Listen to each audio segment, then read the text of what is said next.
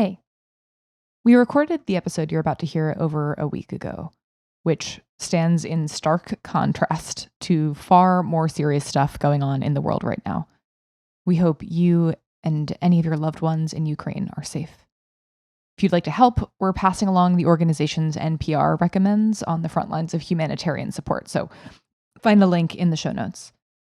And for those who could use some laughter as medicine right about now, we decided to publish the episode anyway. Some fun, light conversation about fraud. Thanks for listening. Love and hope.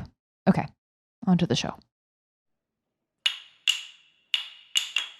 This is Critical Nonsense, our high-lowbrow show about culture, science, and tech. This week, special guest Trevor Larry asks me and Joey about our latest fraud obsession. And Joey asks us about those fearing the vibe shift. 5 a.m., March 16th. Joey's on the... This is what a Joey sounds like.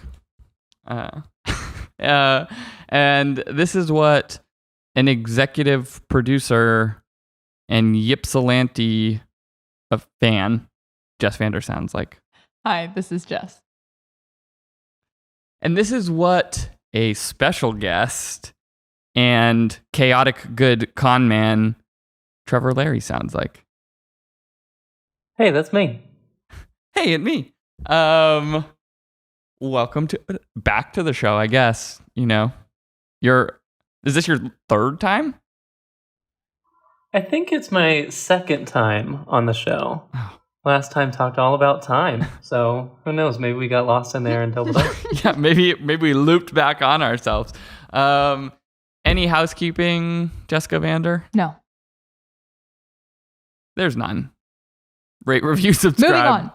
5 stars, 5 stars. Okay.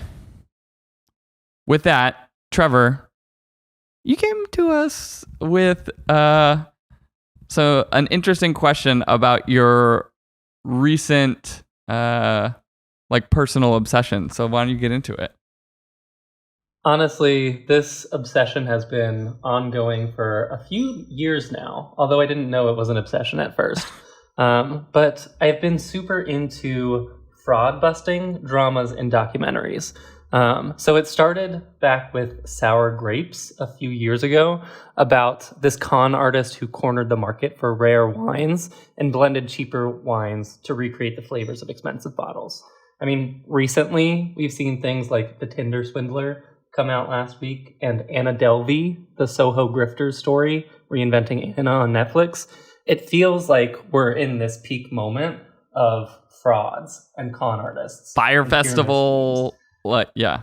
Fire Festival. I mean, even rewatching that, the 2 documentaries that came out, The Vow on HBO, LuLaRoe on Amazon Prime. There are just so many. And at this point, I started to ask myself, like, why am I so interested in each of these? Why are we, as a society and culture, so interested in them at this moment? And each one, the stories are seemingly wilder than the next.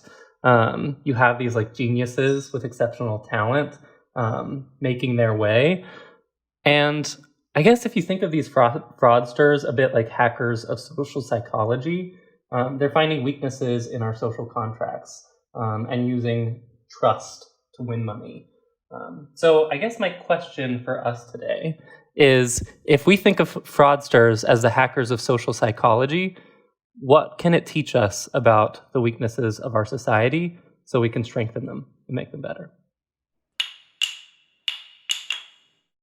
This is super interesting because as you're going through things, I'm realizing like less so in the dramas. Like the dramas actually make me uncomfortable because you don't know what's going to happen and whatever. Whereas like the sort of retellings or like documentary style ones are like, there's been theoretically some resolution to these stories. And so I'm like, I'm sort of on board hoping for justice at the end. It feels real.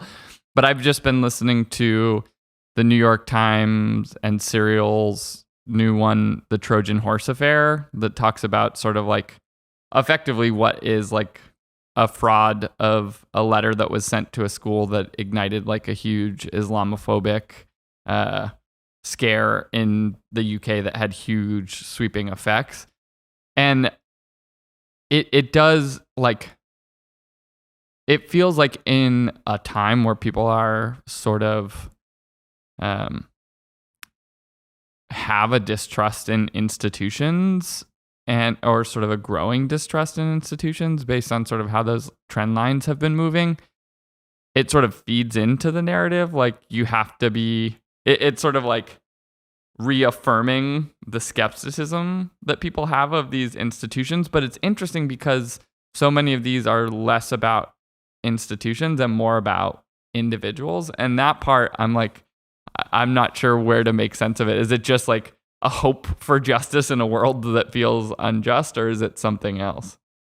I want to challenge also the premise, which is like, as you both are discussing, that this phenomenon or recent fascination is something that is like a cultural, something that says something about us.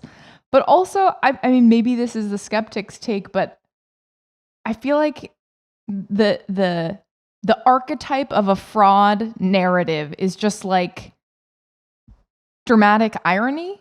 Like we all know what happens, except the characters don't. And the whole story is, how did it get to the place that we already know it's going to come to, right? It's like watching the thing happen slowly before our eyes. And that is just something that is like a very successful rhetorical device used in stories since forever. And maybe it's just like a trend of that. Or, I mean, that's what I'm wondering is like, is the commentary on institutional, like the fall of institutions or even like our fascination with the fall of influencers or individuals, is that just like another moment in like typical narrative ebb and flow of what people are interested in? I guess the first part that I sort of wonder is like, how could it get this far? Mm-hmm. How could it get this big, and how far will it go? Mm-hmm. So yes, there's dramatic irony and knowing it's a con, but you see the scale at which they built and the number of people that they had to con and influence in order to make that happen. And you realize the depths of the con and all of the sort of hacks that they've made in sort of social psychology, social contracts. They've influenced other people to come along with them. Mm-hmm. They've undermined institutions with years of building seals of approval and check gates and checkpoints to keep it from happening.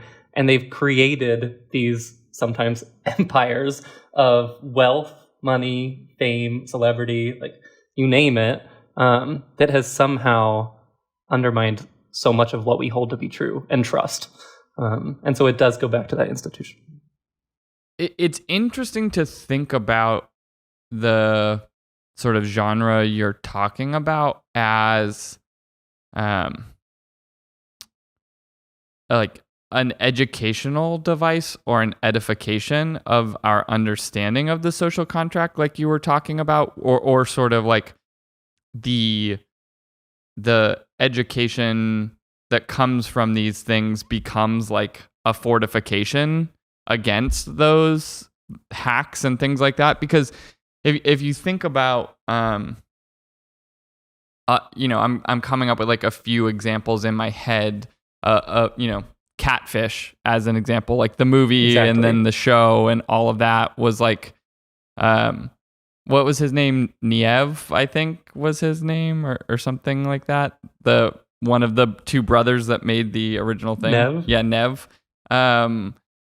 Like he got catfished online. For those unfamiliar, if there is anyone who's unfamiliar with that term, it is like someone pretending to be someone else online, making a fake profile and sort of luring you in to a con, right? It is sort of like traditional con tactics, but using social media and digital platforms as a way to sort of create a new version of that con. Is it not usually and for like a date? That's the context I've only ever heard it as, of like you're presenting as somebody you're not. Or can it be any kind of false impersonation? the show, because it had like so many different instances of catfishing, some of them weren't about seemingly like trying to get money or anything, right? Like people were in these like digital only relationships of having phone calls and writing each other emails and whatever for considerably long periods of time, but just never meeting, but not extracting money. So whether it was about sort of asserting control or power over a situation or manipulating someone as a reason why they were doing it, it wasn't necessarily like a con for like a grift for money. It was something else. But like in that case, right, like, and I think that concept of making that show put catfishing as like a meme, a concept, like a term into the public consciousness in a way that helped begin to like allow people to like understand the signals and sort of ward against that particular type of con, right? And I think even more recently, we've seen with all of the face filter technology on pretty much any social media on TikTok, but you can basically create a profile that is not anything like who you are. And so it goes on for more than just dating, right? Mm-hmm. Sort of like, what are you putting out? What image are you putting out into the world? Like Lil Miquela. And we all do this. Yeah, I mean, Lil Miquela is maybe an extreme example of an artist creating an entire fake persona and profile. But to some degree, we all do this, right? Like, we all have to create some sort of presence to some degree.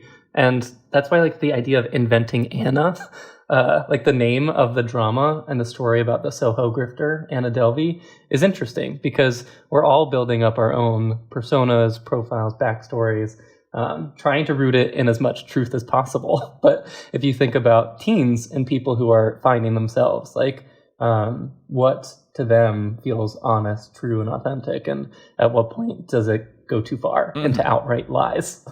Yeah, I mean, I think it is interesting sort of balancing the distinction between what is like malevolent to what is maybe like pernicious to what is healthy, right? Like there's a version of things where someone feels the need to inflate their public presence that probably feels like in some way sort of culturally malignant or sort of emotionally malignant, right? That culture has created a force where someone feels like they need to present a fake or improved version of themselves online. Like that doesn't feel good for anyone, but it doesn't feel like it is explicitly like extractive of other individuals necessarily, although maybe there are instances where but then there's like the different version where it is like these same tools or same forces are being used to actually extract things from other people, which is like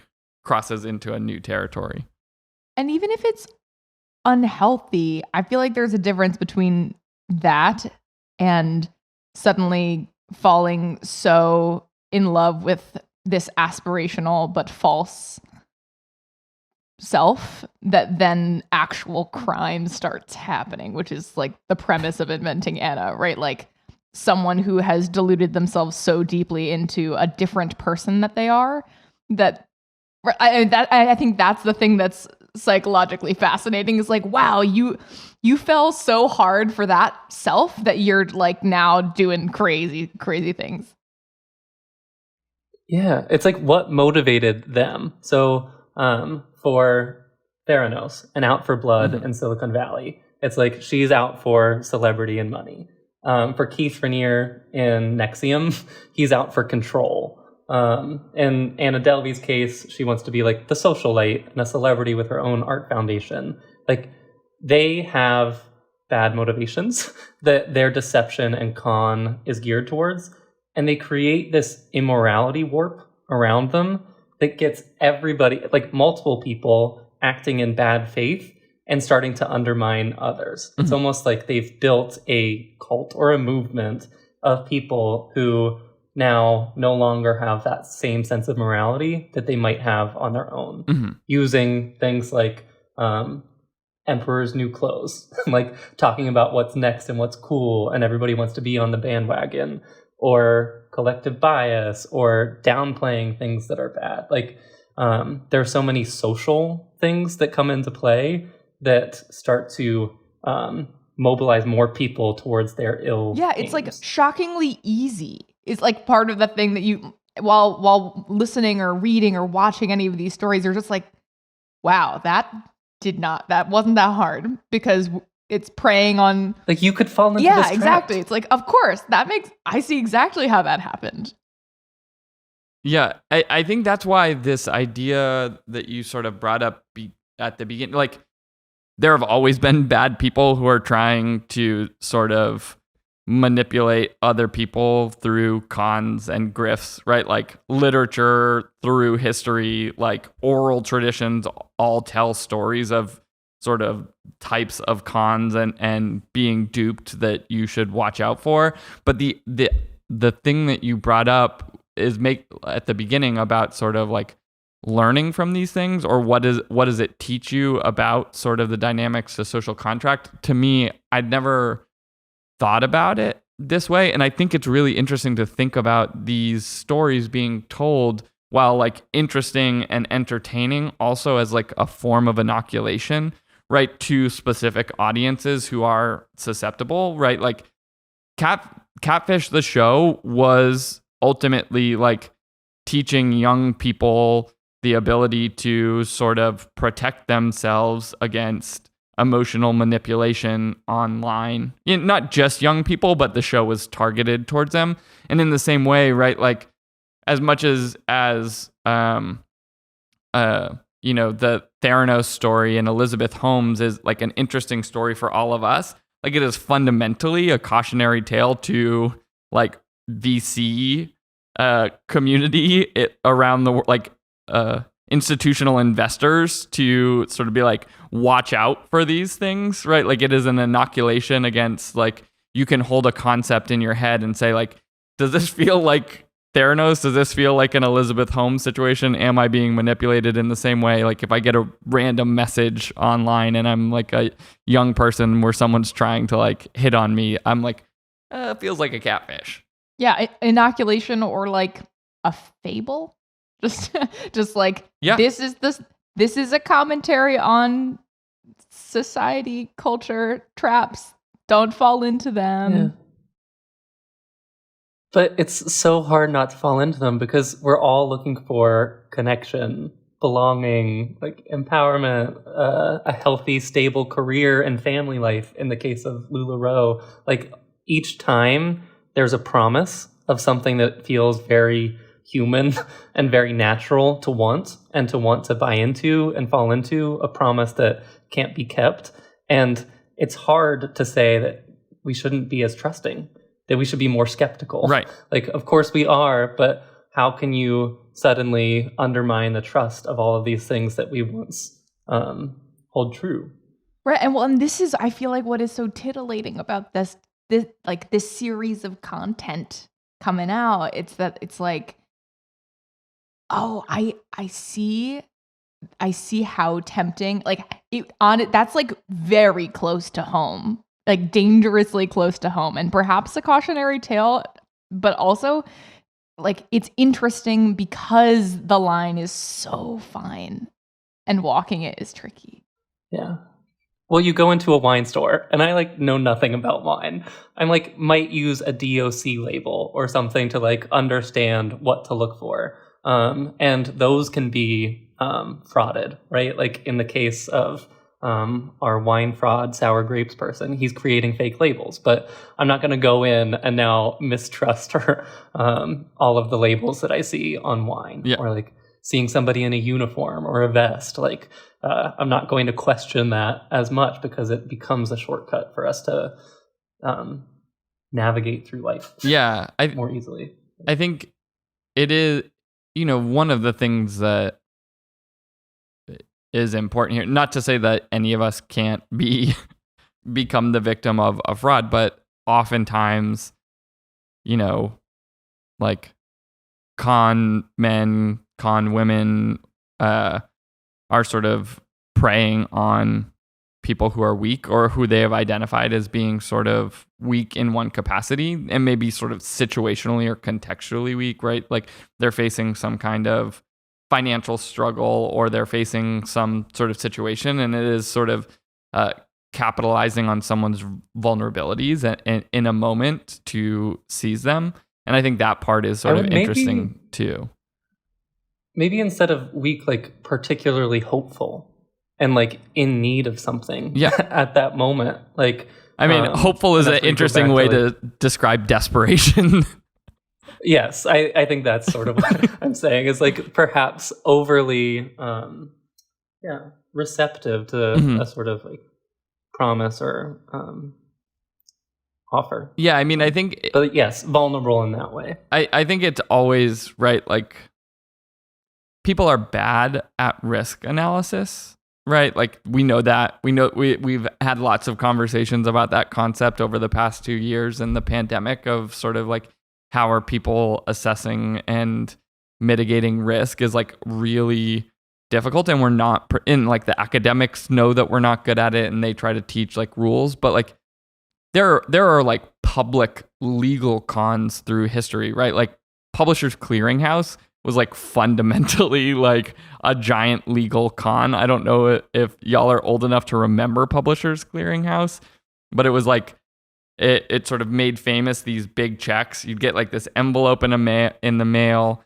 In order to like submit to win these like big checks, you needed to like ultimately subscribe to a bunch of like magazines or publications, and they would give you like these stickers. You'd pick the publication off with a sticker. You'd send back in like which 5 publications you're going to subscribe to, and you're entered into like a big lottery, and you're like, oh, it's just 5 magazines, but I could win a $5 million check from Ed McMahon or something like that. And so you're sort of like weighing this like risk analysis, not, it's like it's a low risk, but could be a big reward. And I think that winds up happening in a lot of these situations too, is sort of like, the conversations happening publicly now, not even stating an opinion with like NFTs or things like that, is like, how much of this is a con? These organizations seem suspect or whatever, and people are looking into them. And so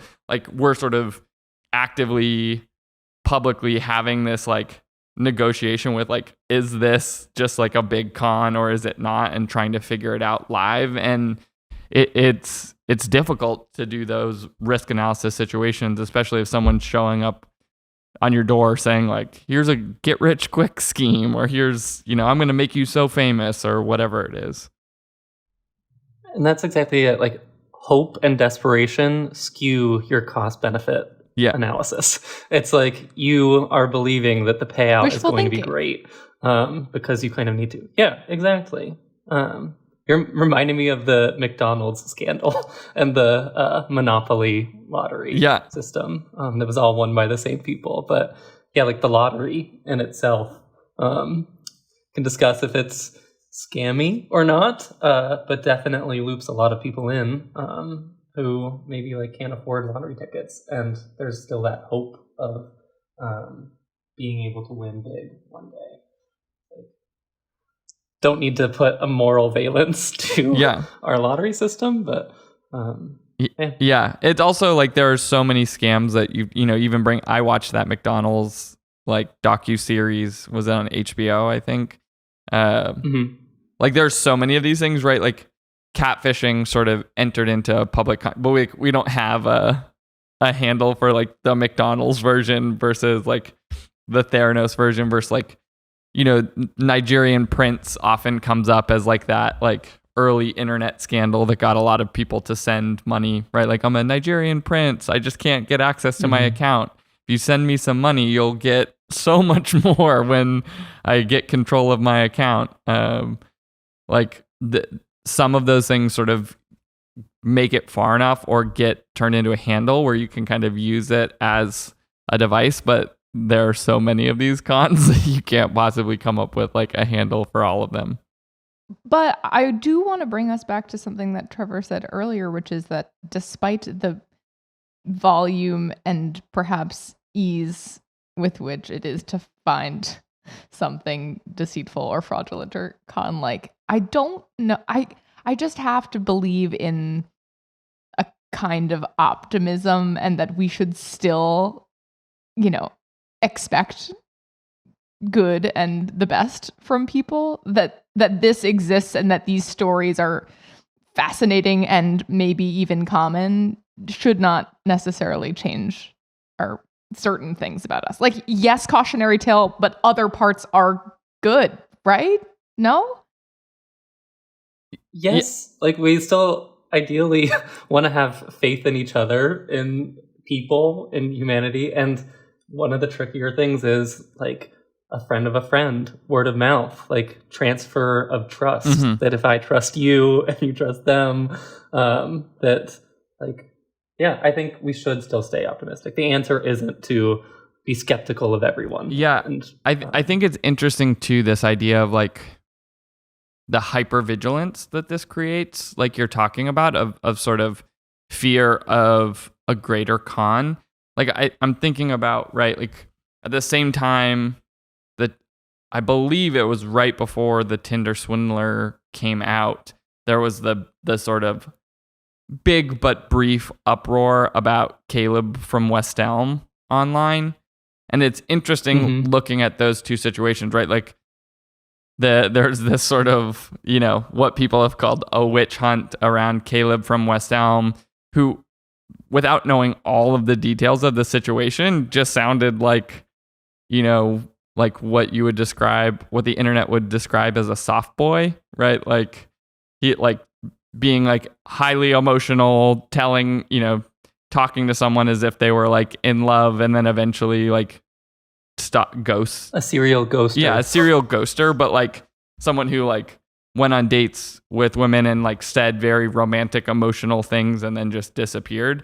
Like, that's not great behavior, but it is not like the equivalent of the Tinder swindler. And so there is this like hypervigilance, I think you're talking about, that gets created when you're sort of like looking at the world through this lens of everyone is a con man, and sort of being able to distinguish between, again, like that spectrum of like what is malicious and what is just sort of like pernicious, like not great, but like also not evil per se, just sort of like bad looks. So I think that brings us, Jess, to your con corner. My chaotically bad con corner. Yeah. Chaotic evil con corner. Trevor observed that there is this phenom happening right now with our latest obsession and his, of these great fraud stories. But through this conversation, I think we're realizing that it toes this fascinating line between a temptation that feels all too real and possible and relatable, to also the deepest, darkest weaknesses of us that we would very much like to avoid. And at the same time, none of this should leave us pessimistic or so holden and afraid of being swindled ourselves, because that would also close us off to Tinder magic and sweet grapes and just being people named Anna. So I have hope. I hope you do too.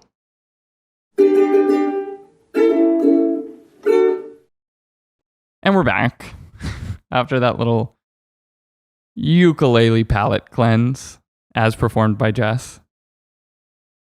If I may, Joey, before you begin, I'd like to give a sneak preview to the next topic with a song featured in the great cinematic classic Space Jam. Goes, time keeps on slipping, slipping, slipping into the future. And I'll leave it at that. Joey, take it away. I like that you have associated the song with Space Jam, and I'm just gonna leave it. I'm just gonna leave it right there. That's right. Because it feels indicative of the subject that we're going to get into. Yeah, exactly. So there was an article that I won't call it an internet uproar. It sort of spawned an internet conversation in, probably people of a certain age. I will say older millennials are probably the most concerned right now. But an article came out by Allison P. Davis in The Cut called "A Vibe Shift is Coming. Will Any of Us Survive It?" Which is already sort of setting the tone in like a very ominous way.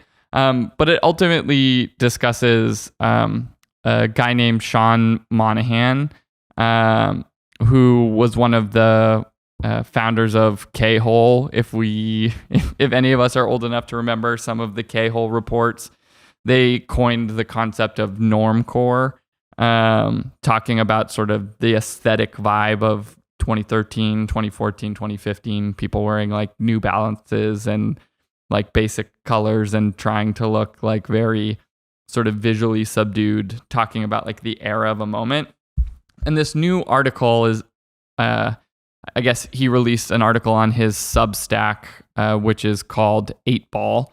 If people want to go out and look at, we'll put links in the show notes a Substack? About this. A Substack is just an email newsletter. It's basically a blog, effectively. Substack is like a platform where you can release newsletters, but you can also read them online if you're a subscriber, but is a way for, we've talked about this a little bit before, where it's more direct monetization for the authors. If they set like a paywall and you have to, subscribe $5 a month or something like that to get their content versus going through, journalists working at, a traditional publication or something like that. It's a little bit of a loop back into like blogging times.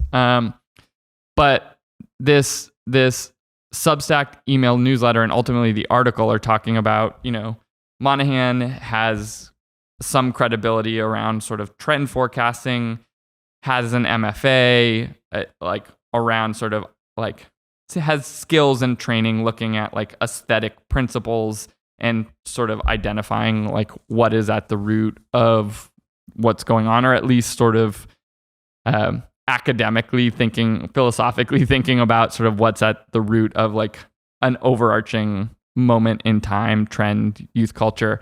And it's talking about like a vibe shift is coming, meaning like a new trend is coming.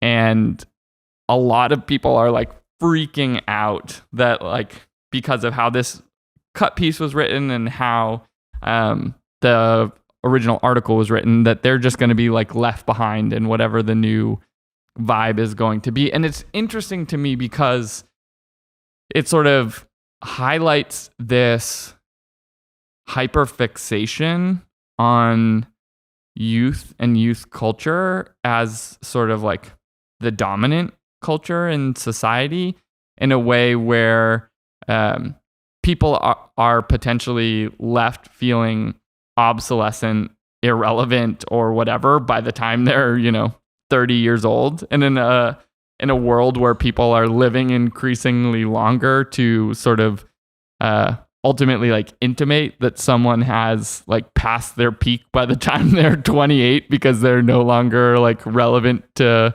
youth culture, is like a really interesting and feels like probably like bad idea. But like a lot of people are like, I shared this with the company yesterday and was getting like direct messages like, I'm freaking out right now. And I was like, chill, like be cool.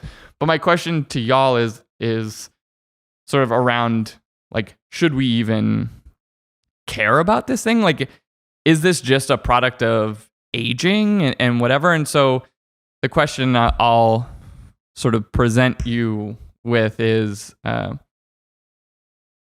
do vibe shifts matter, and should we care about them? And how should we feel about being left behind by a vibe?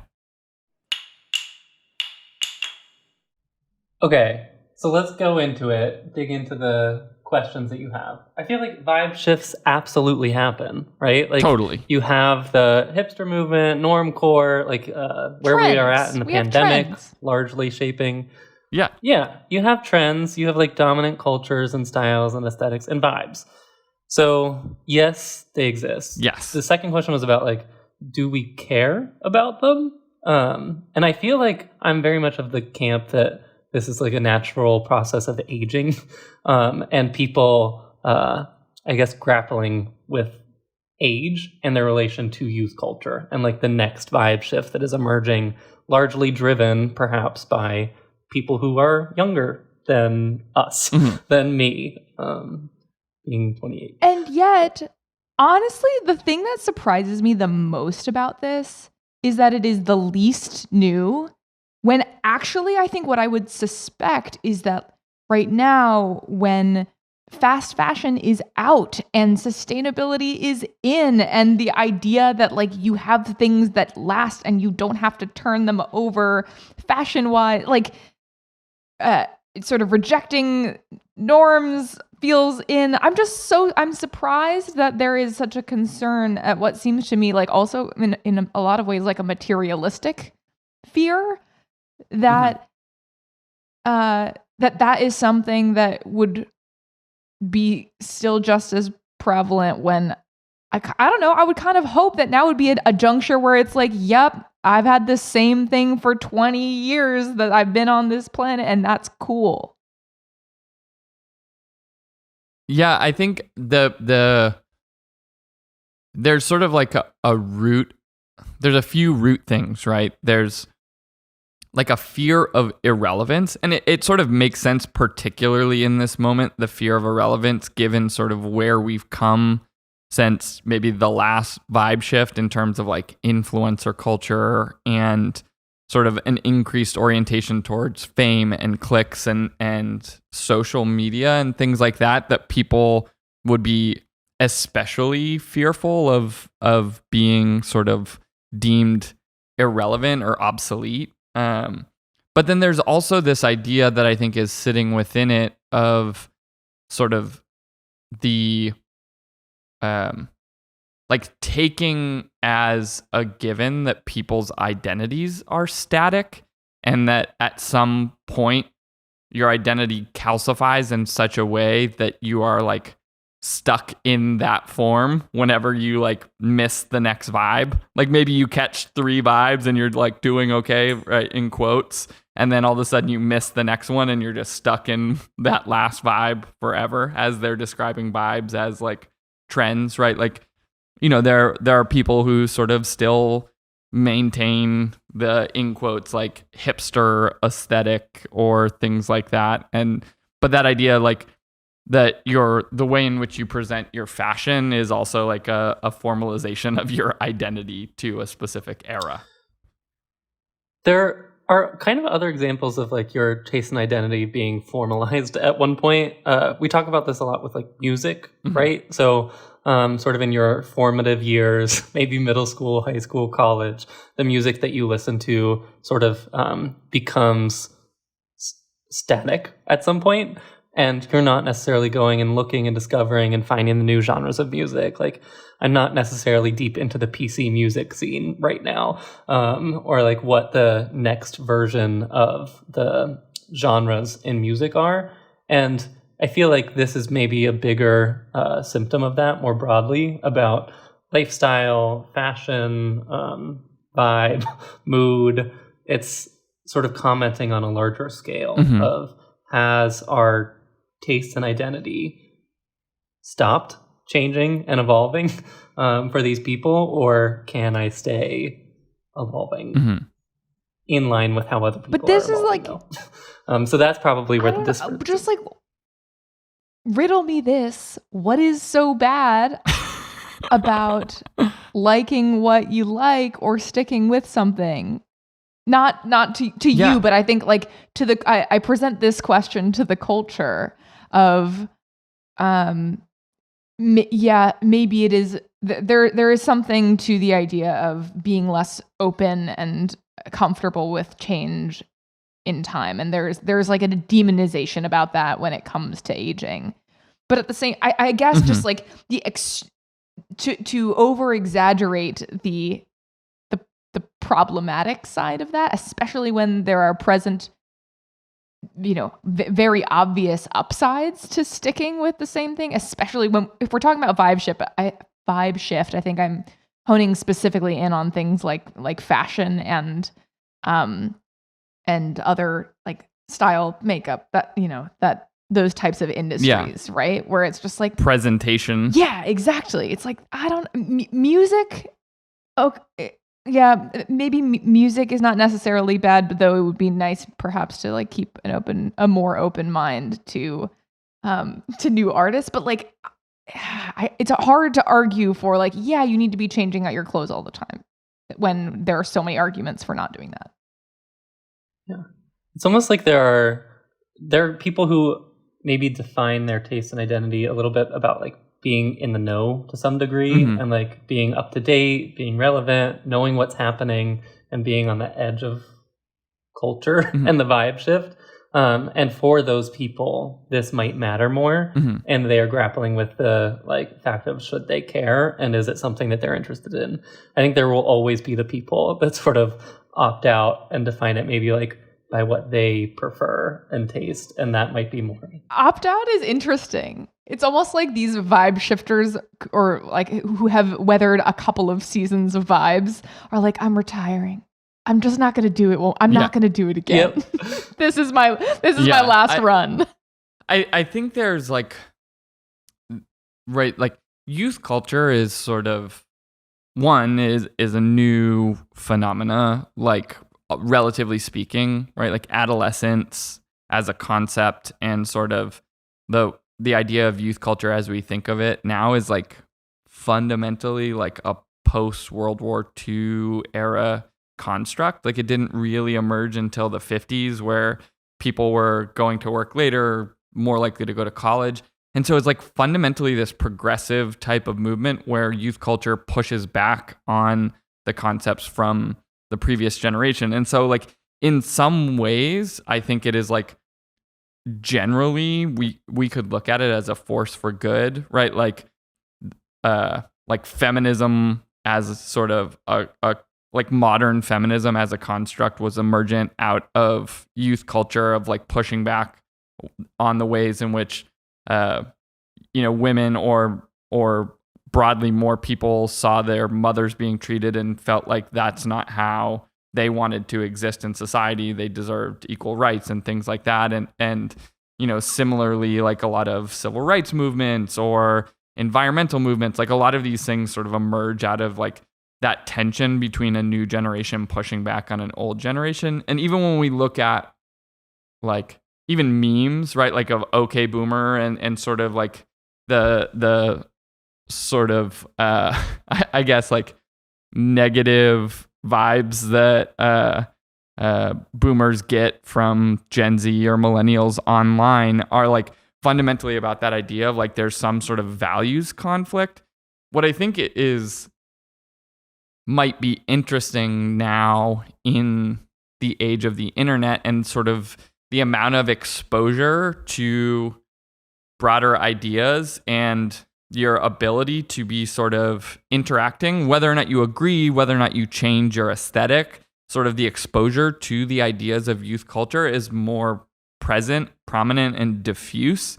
And so that idea of like, even if your aesthetic becomes static or your taste in music becomes static, the question of like whether your concept of values or the way in which society is moving also becomes static as a result feels like I don't know if I buy in totally into that idea that like current generations will be as static as previous generations are once they hit a certain age and are sort of less flexible to new ideas. Maybe they are. Maybe it is like a fundamentally sort of human phenomena, like you reach a certain age, you've had enough experience, you know what you like and you don't like, and you're locked in.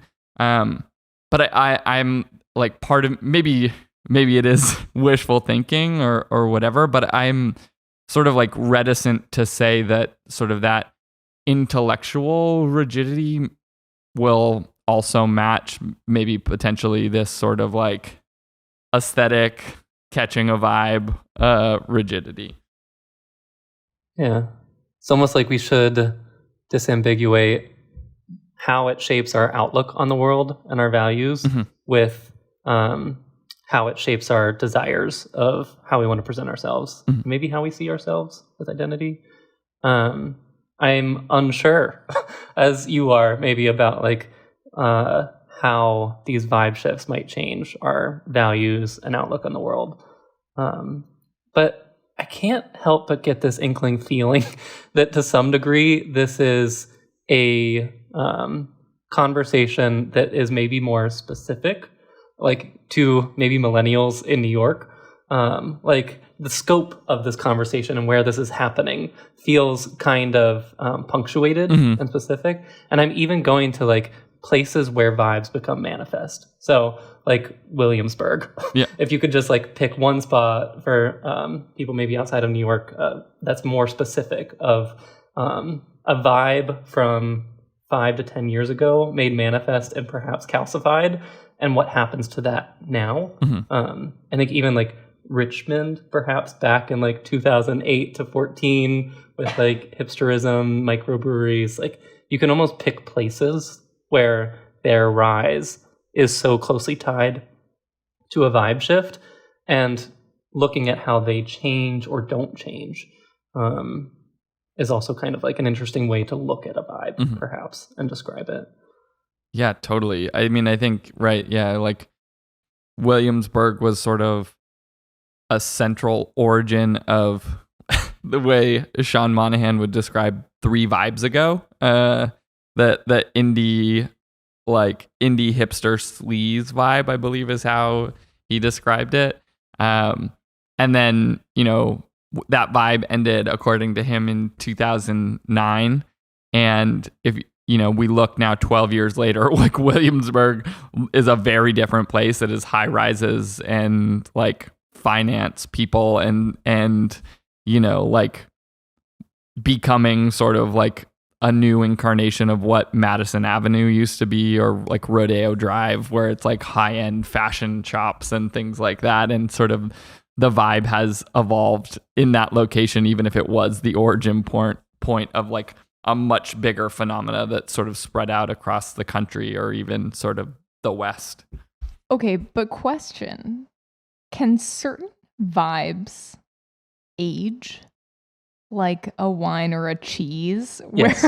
Where like it's a flash in the pan and like maybe it's only a thing that takes over one urban center for several months, and then it sort of just like goes into an oak barrel or some musty cave, and then 23 years later emerges post some kind of vibe chrysalis and is now like getting its moment again. And like the, you know, the punk rockers who led like the first punk movement right now, like Paramore is like OG, you know, reliving a heyday with all the youth people being like, oh my gosh, you're such a legend. It's like, wow, thing to age. I mean, that's totally, I mean, we've talked about like Jinko equivalent to like Jinko jeans and like Vulcan shoes and things like that. Like this sort of like new incarnation of like skate and goth kind of happening now. Whether or not it is like the vibe, like capital T, capital V right now is different, but like certainly those things go through cycles still. I think it's sort of like maybe a bigger question of like what is the motivational origin, or like what is the force that is being pushed back against by youth culture, right? Like that makes it relevant. Might be more. It's like vibe shifts, even as an idea, are meant to demarcate clearly what is an evolution of culture influenced by youth culture and subcultures. Post hoc. So it's already kind of like, assigning labels to something that is much more of a natural evolution. But I think like you're talking about the cyclicality of some of these vibes, perhaps, like we're talking about with indie sleaze maybe returning. Like, is there something to the aesthetic and vibe that is particularly resonant again?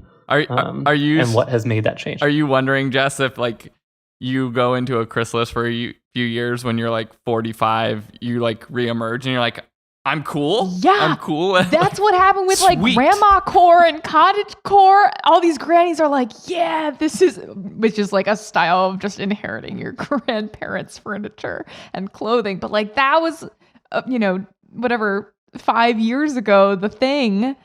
And how lucky a certain group who really held on must be feeling that their vintage of vibe, had its second coming. That's what we hold on to, is that one day it comes back around enough that then we feel like the legends. I remember Nick Wooster had like a very popular moment. He's like a fashion designer, like New York. He's like beefy, jacked, covered in tattoos, like silver hair, like very handsome man. But in that moment between the indie sleaze and like the normcore moment, he was like very visually popular online because he had like sleeves of tattoos, but he wore like suits and nice sort of clothes, and he was also beefy and handsome. And it was just like, but he was like 55 maybe at the time. And it was sort of like this moment where it was like he was a thing, like all of a sudden, like in that moment of transition between two vibes, but he was just doing the thing he had been doing anyways. He's like a very fashionable man, but I don't think like he probably didn't anticipate being like briefly like an internet icon. Right? Like, was he ahead of the curve for that long, or did it just catch up to him? This is the question. Yep. Welled up. Who can say? Just between two vibes. I think this brings us. just me hanging out between two vibes. I think this brings us to Jess's vibe corner. Wow. What do we have to say? Trends happen. What can you say about a vibe? Trends are a thing. Time passes. Some trends come back. Some trends do not. Stick with whatever you have or not if you're eager to set trends, but retire at your leisure. And either way, there's nothing wrong with liking what you like. And also saving the earth. I just feel like that's an important thing to say. Okay. Yeah. And don't worry. Like, yeah. Don't fear a sweat vibe over shift. missing a vibe. Yeah. You'll be good. You'll be good. In Werner Herzog tone, we will all someday be left behind by a vibe because nature inevitably puts us in the ground. The perpetual vibe of nature is death. We'll all catch that vibe. Yeah. How encouraging. Gosh. And meanwhile, to Trevor's point, everyone else listening who doesn't live in New York City is like, this is the dumbest thing I've ever heard. Yeah.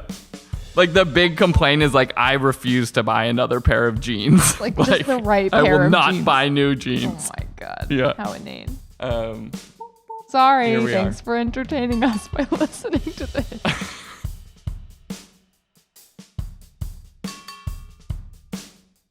Critical Nonsense is a Sylvain production. Brought to you by Beefy and Handsome, the latest suit collection for people with tattoos.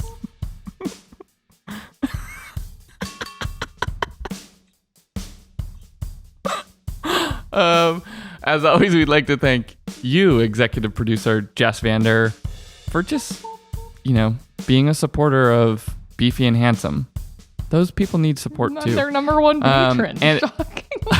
Yeah, and of course our special guest and chaotic good con man Trevor Larry. Oh shucks! Thanks for having me. I would also like to thank our very own Beefy and Handsome and sound engineer Alex Contel. He just laughed. He just laughed while I said that. It was worth it. We'd like to thank our programming coordinator and ice cream and handsome Les Jacobs. And thanks to our production help, always bringing the vibe. Sorry, Gilbert and Norm Estrich. And as always, thank you, sorry, Helen. Sorry.